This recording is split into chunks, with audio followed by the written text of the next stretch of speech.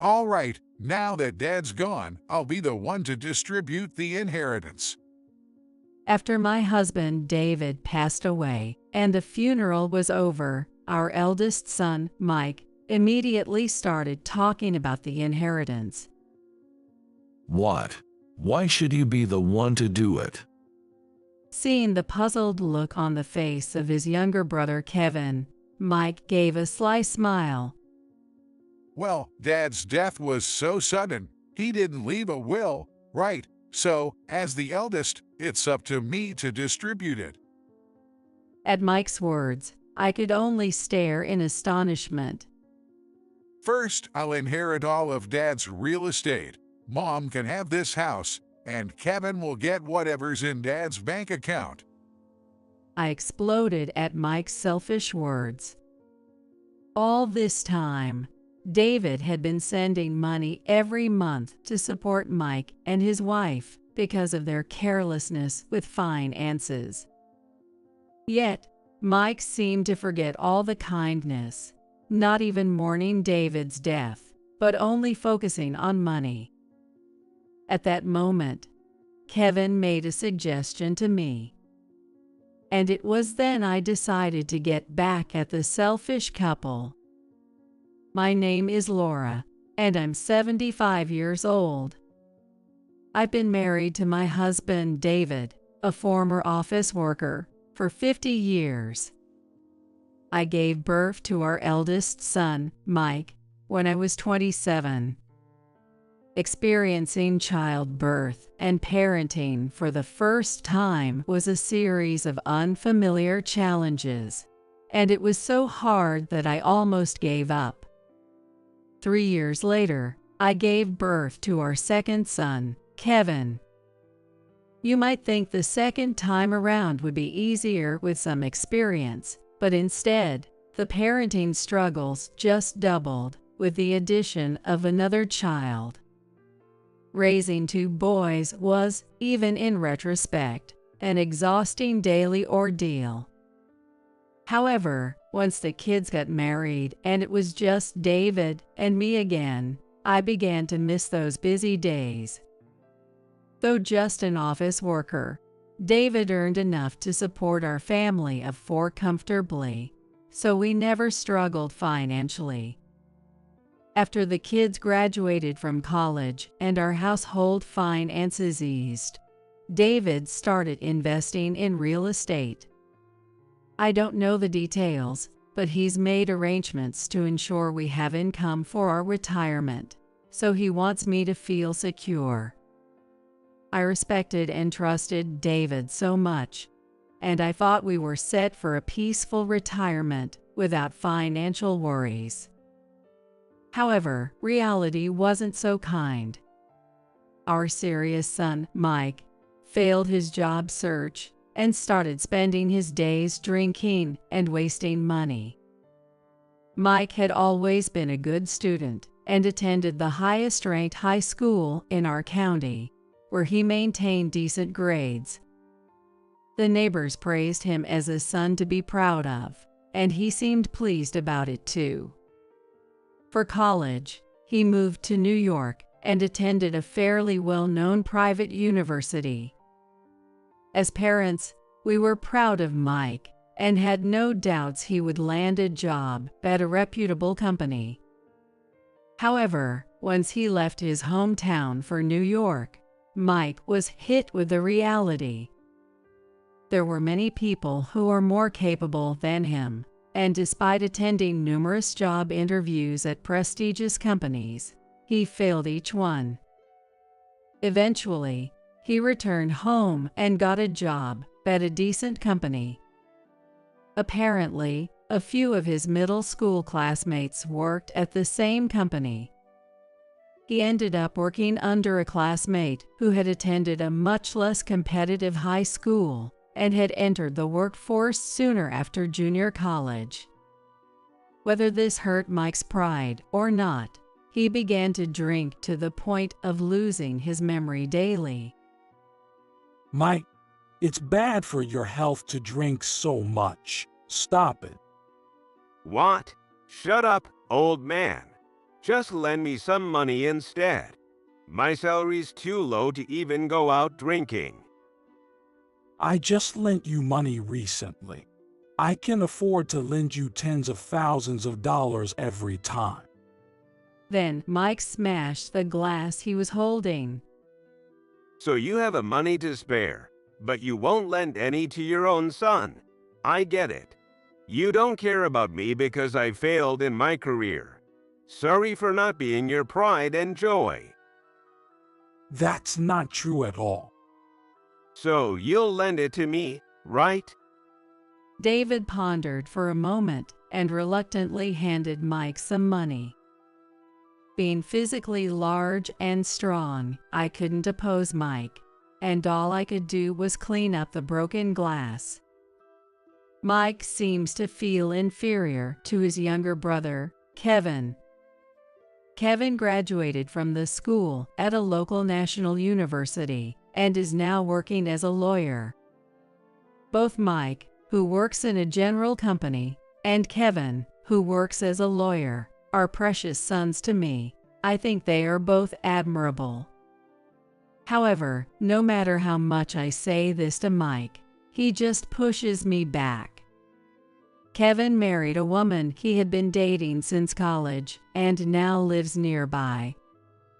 However, Mike, even past the age of 30, still spends his days drinking and is flamboyant with women. Bad rumors about him have started spreading around the neighborhood.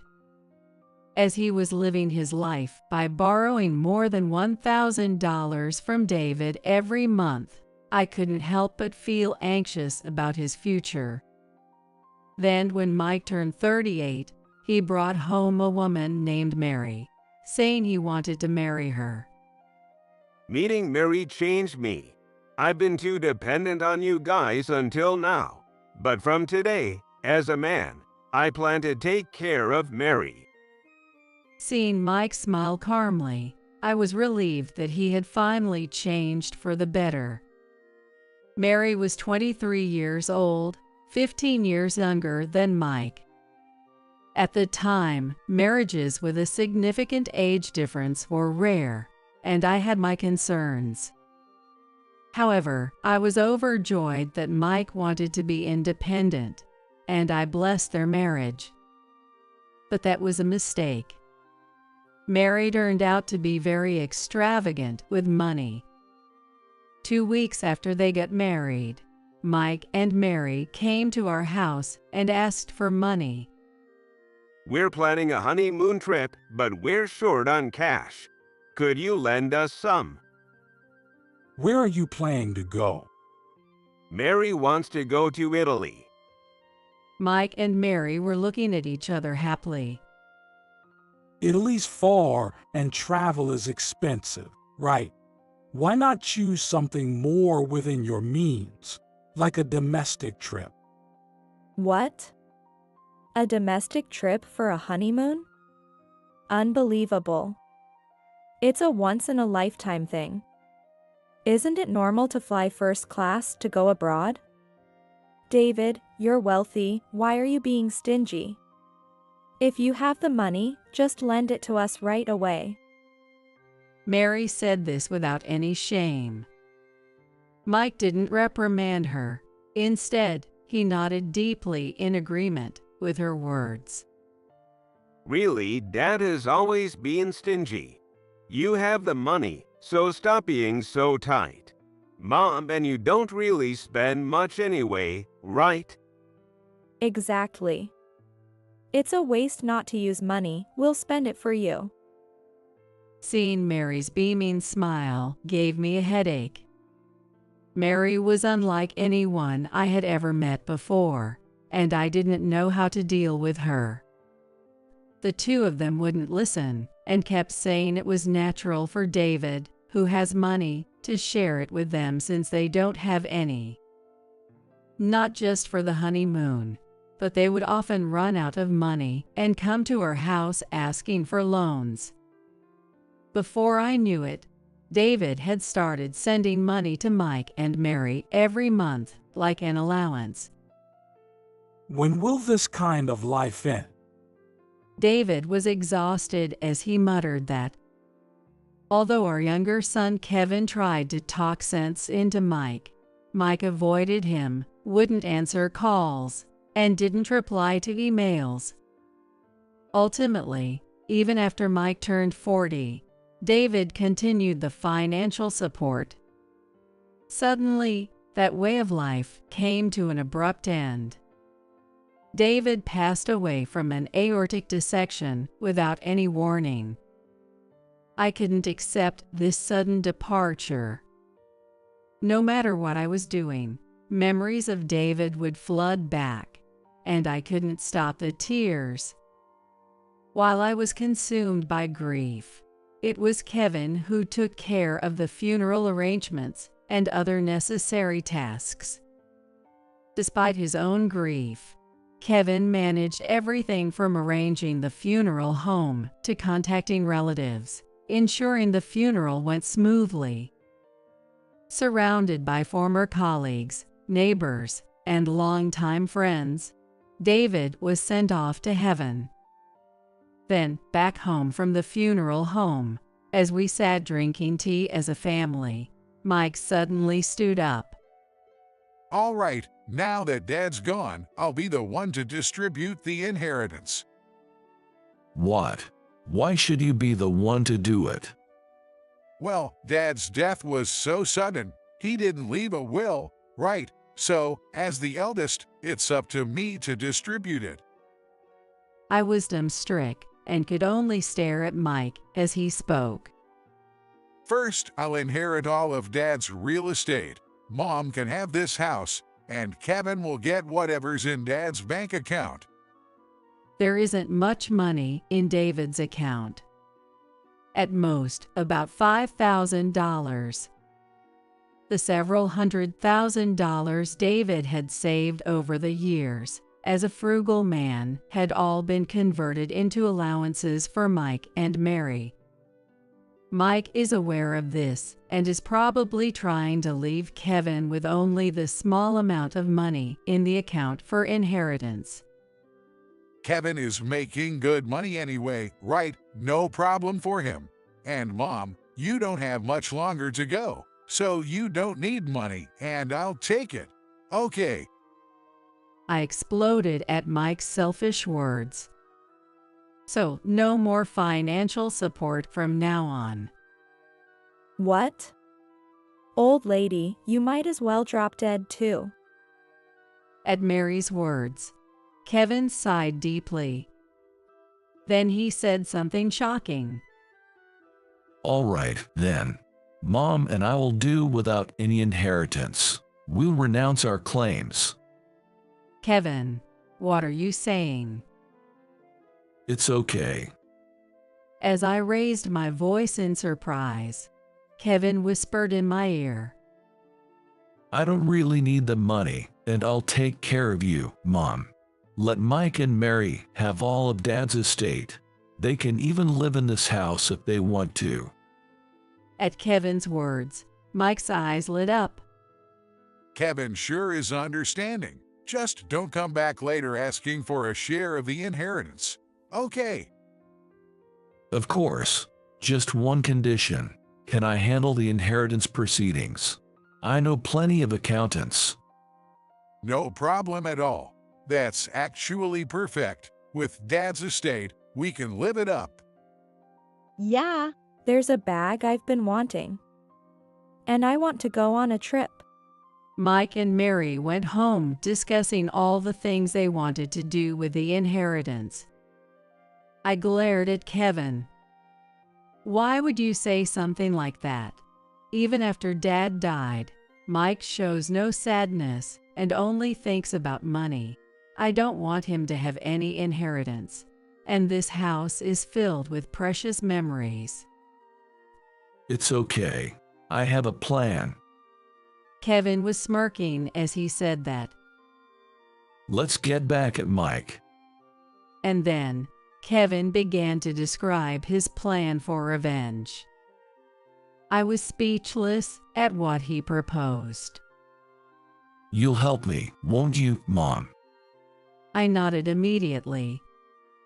After all this time, Mike has squandered David's money and hasn't even shown grief at his passing. I no longer love Mike as a son. I was resolved to teach him a harsh lesson. 3 months later, I had moved into Kevin and his wife's house.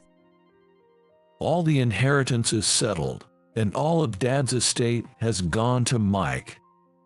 So, everything is ready. It's all good. Kevin spoke confidently as we slowly sipped coffee after breakfast. Just then, the doorbell rang unexpectedly.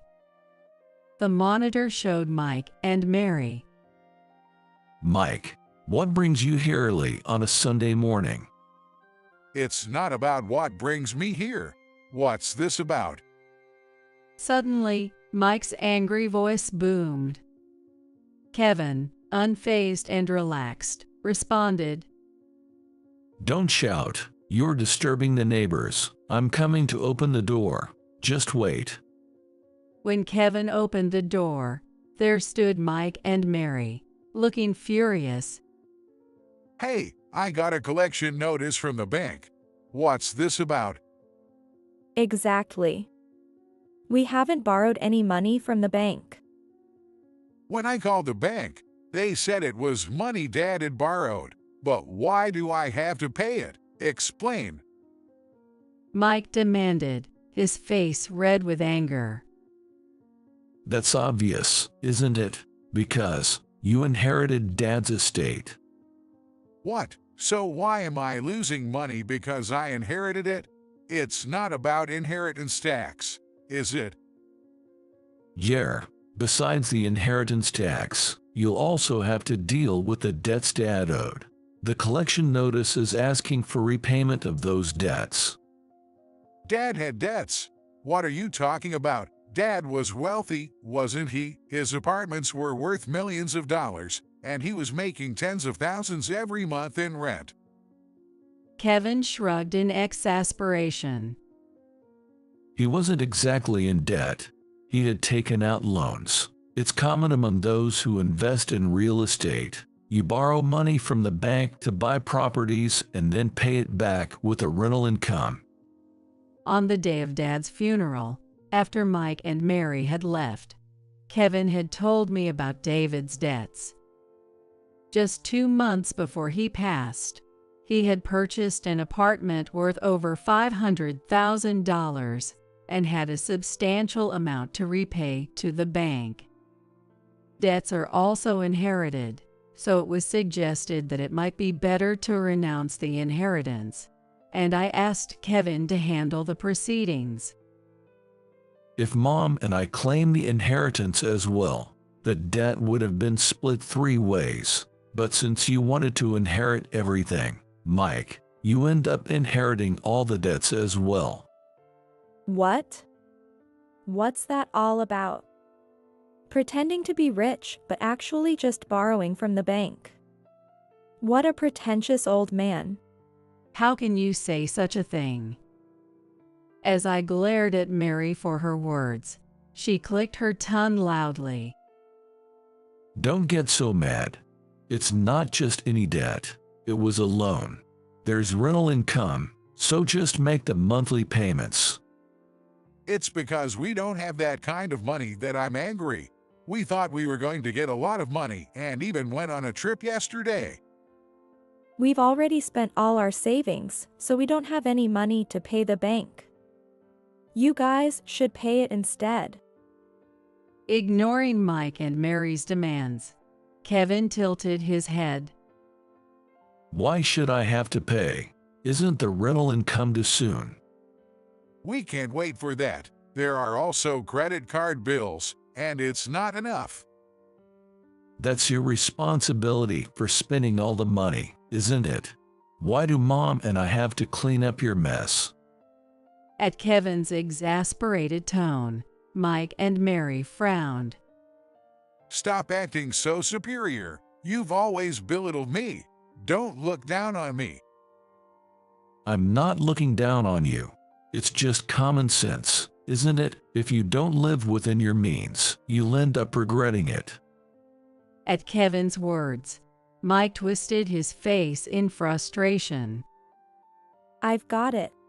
At that moment, Mary, who was next to Mike, smiled broadly as she said that, If there's debt anyway, maybe we should just renounce the inheritance, right? If Laura could do it, so can Mike. Exactly. You're smart. I'll renounce the inheritance too. Kevin, you handle the paperwork. at Mike's words, Kevin grinned mischievously. Unfortunately, you can no longer renounce the inheritance. You can only do so within 3 months. It's been over 3 months since Dad passed away, so Mike, you have no choice but to inherit everything. What? That's unfair. That's right. Just getting yourselves out of the debt, you cowards. I had to suppress my laughter as Mike and Mary stomped their feet in frustration. I hadn't expected everything to go exactly as Kevin had said. Kevin had intentionally waited until the 3 months passed, claiming that the inheritance procedures were taking time to make sure Mike would inherit everything, including the debts. And the moment the 3 months were up, he informed them about the estate, ensuring they couldn't renounce the inheritance. Legally, only Mike needs to pay back the debt, so we're out of it. If repayment is tough, why not sell the condo and turn it into cash? If we do that, we'll lose the passive income. That's true. You either continue paying the mortgage with a rental income or sell the condo now and pay off the debt. It's up to you to decide, Mike. Mike was fidgeting irritably. Now that you understand what the collection notice means, can you leave? It's still early in the morning, and I don't want my day off ruined. At this, Mike and Mary started to panic. Wait, the discussion isn't over. We don't have money right now. Please, just pay for this month instead. Sorry, but that's impossible. I've got big expenses this month too. Don't say that. We're brothers, aren't we? Brothers should help each other out. Kevin, you have a good income and extra money, right? Then Kevin laughed out loud. Is that something you, who only thinks of himself, should say, Mike? Weren't you the one who wanted a bigger share of the inheritance? You didn't even help with the funeral arrangements and only bring up being brothers when it suits you. That's... Sorry, but I'm not earning money for you, Mike. Dad might have given you money, but I won't be providing any financial support. Kevin said this as he looked straight at Mike. Despite all the insults Mike had hurled at him over the years, Kevin had never talked back.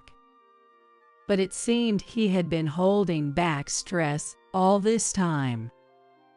The tone of Kevin's voice, colder than I had ever heard, revealed how much he disliked Mike, who did nothing but play and never made any effort. When Mike realized Kevin wouldn't help, he turned to me in desperation. Mom, please, can you lend me just a little money? No way. Don't say that. I have an idea. Let's live together. Then we can use your pension to pay the bank, and you won't have to worry about your living expenses, right? Mary looked at me with sparkling eyes as if she had just proposed a brilliant plan, but I had reached my limit. Cut it out. How could I possibly live with someone who told me to just drop dead? Mary was just joking. Mom, she couldn't have been serious. Yes, it was just a joke. Don't be mad. Mike and Mary were sweating as they desperately grabbed my shoulders. Mom, you must be worried about your retirement, right? You've been a homemaker all your life. so you probably don't have much savings, and I'm working so we won't struggle for food or shelter. Sorry, but I'm not struggling for money. What? What do you mean? Perplexed, Mike and Mary demanded an explanation. Actually, David allowed any leftover money I received for living expenses to be deposited into my account. He told me I could spend it as I pleased, but since I didn't really want anything, it just kept accumulating. Now I have nearly $200,000 saved. If you have that much money, then lend some to me. Your son is struggling here, Mom. I was dismayed by Mike's pleading. Can you stop? You didn't even grieve when David passed away, so don't call yourself my son. I told you I won't assist you financially anymore, so I'm not giving you any money. Please, listen, I've been quiet about it, but I have debts. I wanted a larger inheritance to pay them off. I'm already struggling to make the repayments, and I can't afford to take on Dad's debts too. I wasn't really surprised by Mike's sudden confession. Despite having an income of around $30,000, he went on overseas trips and dressed in branded clothes from head to toe. I thought the money David lent him wouldn't have been enough. No wonder you're always thinking about money. If you have debt, you should be living more modestly and focusing on paying it back. Despite their debts, Mike and Mary were indulging in luxuries like buying designer bags. They probably used the money they got from David to pay off their debts. It seems they were naively thinking that once they got the inheritance, they could pay off all their debts and then relax. Mom, help me out. I admit I've been bad in the past. We'll take care of you in your old age. We'll do anything. I don't need you to look after me in my old age. I have enough money to afford a nursing home, and I have Kevin. That's right. Don't worry, Mom. I'll take care of you. Mike, you should just think about yourself. Damn it. Why is this happening? Mike pounded the floor with his fists repeatedly. Kevin grabbed his arm and led him to the entrance. Can you please not involve us anymore? Bye now. Hey, are you really kicking us out? The conversation isn't over yet. At least lend me the money for this month's debt repayment. Kevin and I exchanged exasperated glances. All the debts are your responsibility. If you had discussed this with us sooner, we could have helped a bit more, but we can't be kind to someone who tries to swindle money like you. By the way, even if we're family, lying to borrow money and not paying it back could be considered fraud. You should be grateful you're not being sued. Fraud. That's not what I intended at all. Mary covered her mouth and trembled. After realizing what they had done, Mike and Mary quieted down, and Kevin pushed them out the door. Wait, Kevin, Mom, I was wrong. Please help me. Please. Don't be mean. Forgive me. I'm sorry. Mike and Mary were apologizing loudly like school children, but we didn't respond at all. Perhaps embarrassed by the neighbors' glances, they reluctantly went back home. It seems Mike and Mary ended up selling the condo. But as Kevin predicted, the selling price was lower than the purchase price, and they still have about $50,000 in debt left. Originally, Mike had about $200,000 in debt and seems to have filed for bankruptcy due to difficulty in repaying it. Their house, car, and designer items were seized, and now they are living in a run-down apartment without a bath. And when Mary, who was only after the money, realized they wouldn't get the inheritance, she immediately asked Mike for a divorce. You can't just divorce me when things get tough. Mike refused to divorce. They are still arguing about whether to divorce or not, and the situation seems to have gotten quite messy. And I, surprisingly, was able to get back the house I shared with David. The house was put up for sale, and Kevin bought it for me. Honestly, it's a bit old because it's been years since it was built, but it's a precious home where I lived with David and our children. I'm really happy to be able to spend time again in this irreplaceable home. Concerned about me living alone, Kevin and his wife come to visit every week, and my happy life has returned. Honestly, I still get sad thinking about David, but I hold on to the happy memories and cherish the rest of my life.